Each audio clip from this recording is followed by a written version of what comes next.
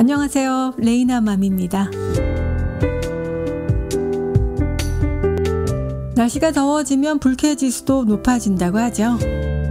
하지만 마음의 날씨는 내 맘대로 다르게 만들 수도 있고 변할 수도 있습니다. 마음의 날씨. 기분 좋은 날씨로 만들어가는 나만의 방법이 있으면 참 좋을 것 같은데요. 어릴 때 그림 일기를 쓸 때면 날짜 옆에 꼭 날씨를 적었는데요. 햇님이나 구름, 비, 흐림. 일기에서는 사실 그날의 날씨, 진짜 날씨보다는 마음의 날씨에 동그라미 하는 게 더 중요할 것 같다고 하는 생각도 듭니다. 그날의 사실보다 나의 그날의 느낌, 그게 더 중요하니까요. 오늘 마음의 날씨 잘 지켜가시기 바랍니다. 오늘도 최신 뉴스를 기반으로 오늘의 이야기 이어가 보겠습니다. 구독과 좋아요는 사랑입니다.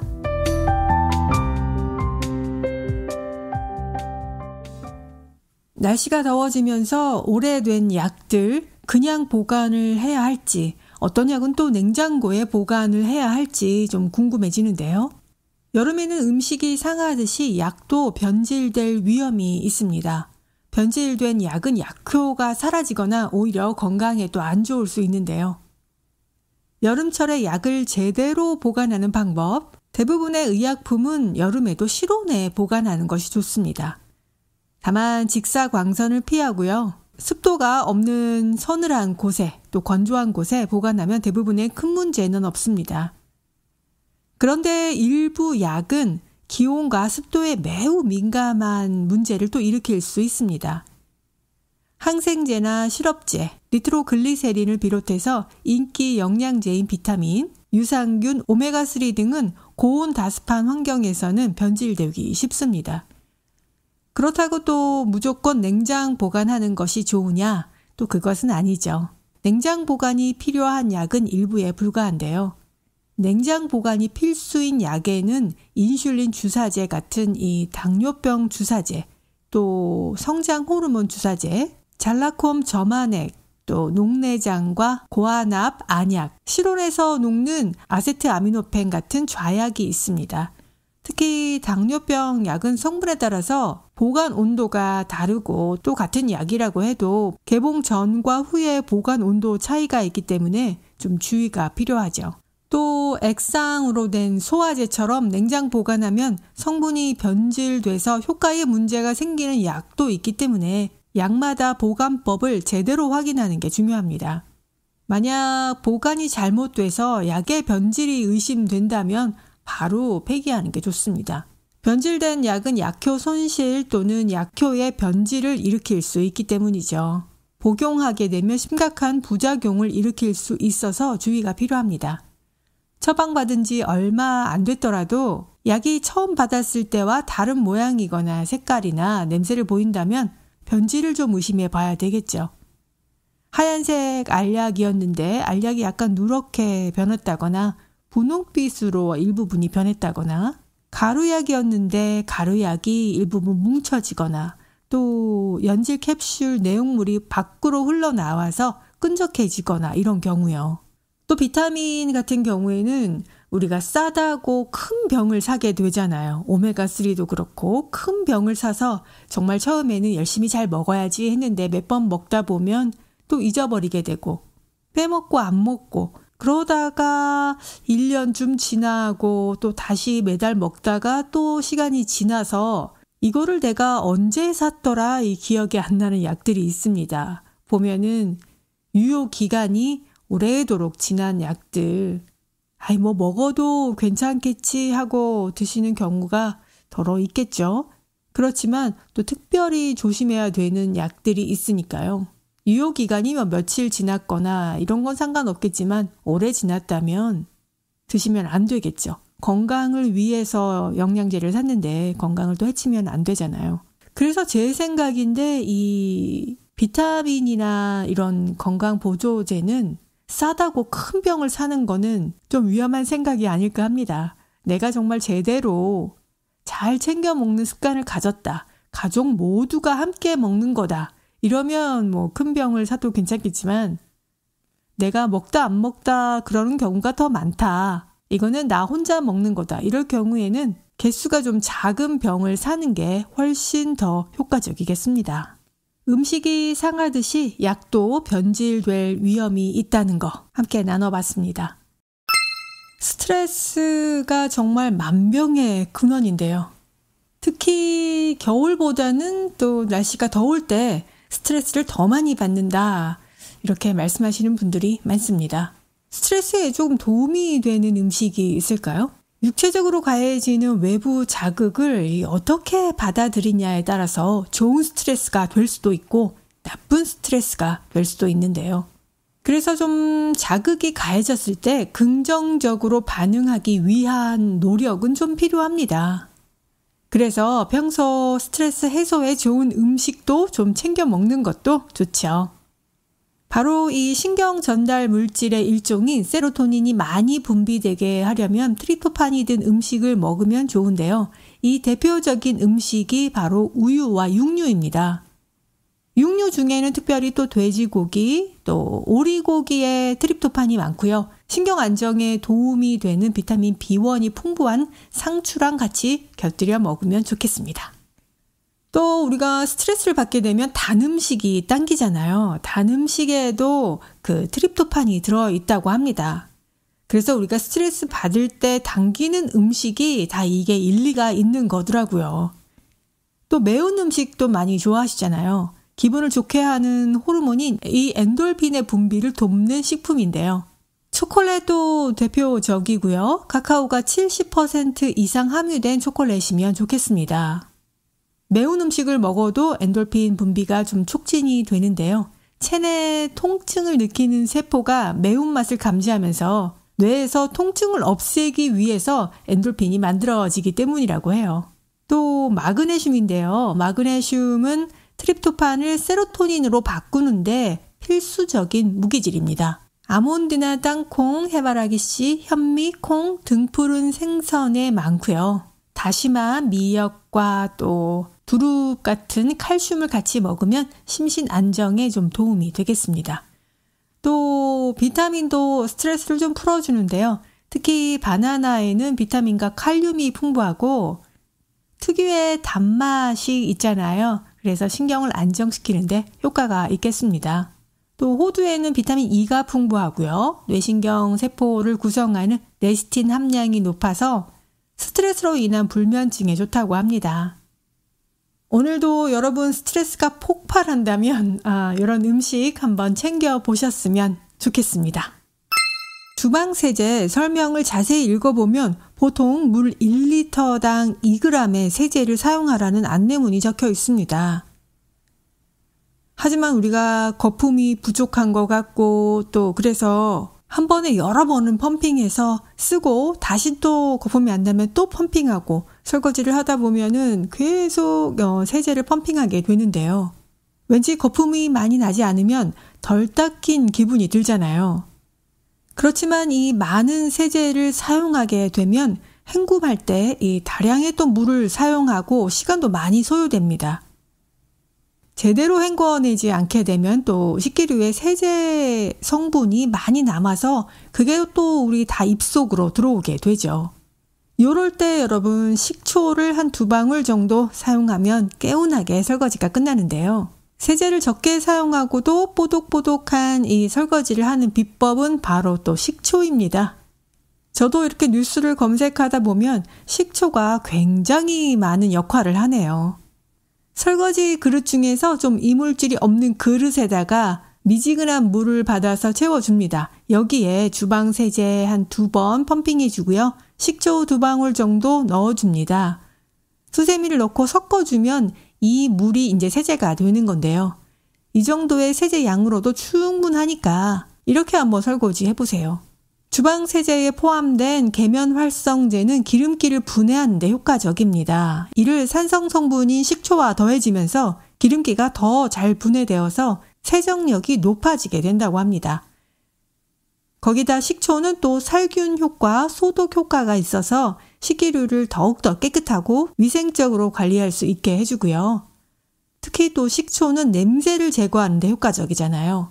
그래서 생선이나 마늘같이 이 향이 강한 음식을 먹고 나면 그릇에 비린 냄새가 남게 될 수도 있는데 이때도 식초를 이용하게 되면 그릇의 냄새까지도 효과적으로 제거할 수 있습니다.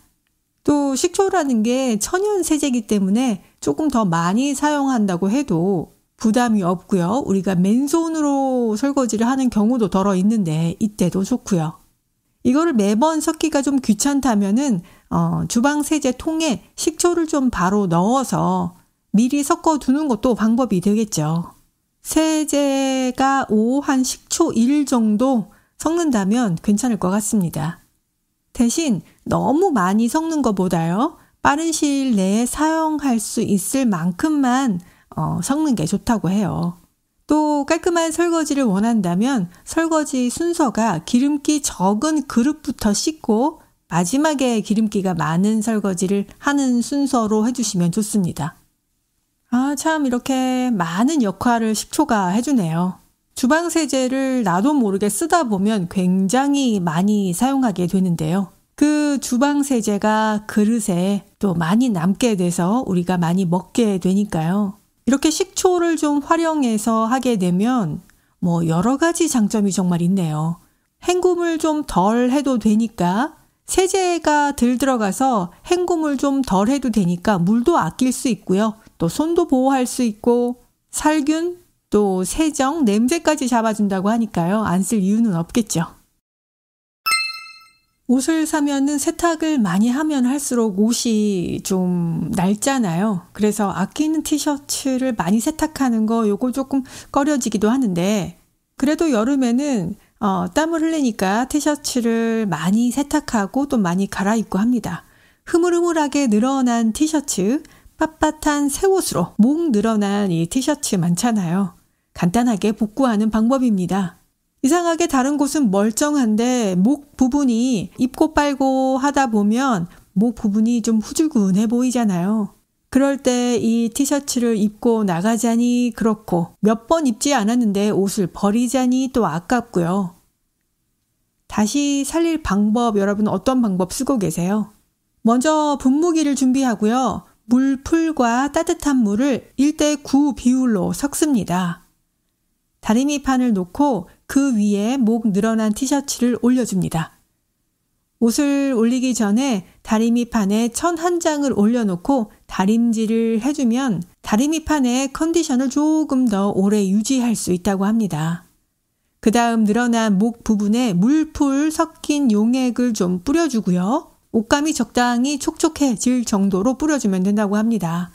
그 위에 다리미로 정리해주면서 다리면 되는데요. 다리미 방향은 목 아래 부분에서 목 위 부분으로 갈 수 있도록 밑에서 위로 올려서 다려줍니다. 다림질이 끝났다면 건조대에 뉘어서 말려주면 목이 늘어난 이 티셔츠를 복구할 수 있는데요. 물풀의 성분은 늘어난 목 부분을 정돈해주고 또 빳빳한 티셔츠로 바꿔주는 역할을 합니다. 다리미 풀이 있다면 또 물풀 대신에 사용하는 것도 좋겠죠. 물풀을 이용한 방법이 임시적인 방법이라면 훨씬 오래가는 방법도 있습니다. 바로 우레탄 줄을 사용하여서 늘어난 목 부분을 복구시켜 주는 것인데요. 티셔츠의 목 부분을 보면 두 겹으로 되어 있죠. 그 사이 공간에 우레탄 줄을 넣고 한 바퀴 돌려줍니다. 우레탄 줄을 바늘에 끼워서 통과시켜주면 조금 더 쉽게 끼울 수 있는 거 아시죠? 한 바퀴를 다 넣어주었다면 처음 바늘 넣었던 그 구멍을 통과해서 다시 빼내서 조금 잡아당겨서 모양을 잘 잡아주고요. 오히려 또 너무 많이 잡아당기면 주름이 생길 수 있으니까 적당하게 조절한 뒤에 우레탄 줄을 묶어서 마무리합니다. 튀어나온 이 매듭 부분은 바늘을 이용해서 구멍을 안쪽으로 넣어서 피부에 닿지 않게 해주고요. 자, 이렇게 늘어난 티셔츠를 복구하면 되는데 애초에 늘어나지 않은 이 티셔츠를 목이 늘어나지 않도록 잘 관리하는 방법도 있습니다. 티셔츠는 바로 손빨래를 좀 해주는 게 좋은데요. 손빨래가 힘들다면 세탁기의 울코스를 좀 이용해서 세탁하는 것이 조금 보존이 되겠죠. 세탁기에 넣기 전에 또 세탁망에 넣어주면 옷길이 엉키거나 해서 늘어남을 최소화할 수 있습니다. 세탁 후에 건조할 때는 자연 건조해주는 게 좋고요. 또 건조기에 놓고 돌릴 경우에 수축으로 인해서 옷이 길이가 짧아지거나 사이즈가 작아질 수 있잖아요. 또 티셔츠를 보관할 때는 옷걸이에 걸어서 보관하는 것보다는 접어서 보관하는 것이 좋습니다. 옷걸이에 옷을 걸어 놓게 되면 중력으로 인해서 목 부분이 점차 늘어나게 되거든요. 게다가 또 옷걸이 모양, 이 어깨의 모양이 딱 생겨서 입을 때 또 다시 손질을 해야 합니다. 그리고 너무 늘어나서 복구가 불가능한 옷들은요, 오히려 그 부분을 가위로 잘라서 집에서 간단하게 입는 티셔츠로 리폼해 보시는 것도 좋을 것 같아요. 이런 티셔츠를 한 2개씩 이렇게 레이어링해서 입는 것도 멋스럽고요.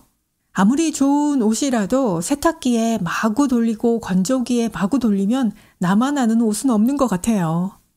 날씨가 더워지면서 옷 세탁을 조금 더 자주 하실 텐데요. 목 늘어난 티셔츠 관리하는 방법 소개했습니다.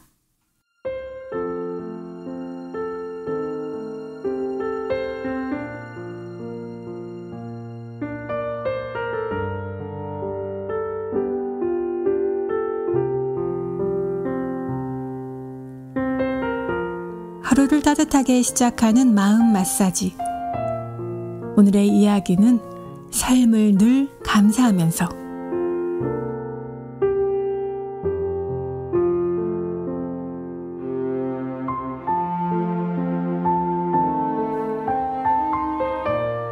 어느 곳에 나이 많은 한 할아버지가 살고 있었습니다. 이 할아버지는 삶을 늘 감사하면서 살아가시는 분이었죠. 그래서 언제나 감사합니다, 감사합니다를 입에 달고 다녀서 많은 사람들로부터 감사 할아버지라는 별명을 듣게 됩니다. 하루는 할아버지가 시장에서 소고기 한 근을 사가지고 집으로 돌아오다 그만 돌에 걸려 넘어지는 바람에 고기를 땅에 떨어뜨렸죠. 그런데 때마침 지나가던 개 한 마리가 냄새를 맡고는 고기를 물고 그대로 달아나는 것이었습니다. 그때 그곳을 지나가던 한 젊은이가 그 모습을 보고 하도 이상해서 할아버지 뭐가 그렇게 감사하십니까? 라고 물었죠. 이 사람아, 고기는 잃어버렸으나 내 입의 입맛은 그냥 있지 않은가?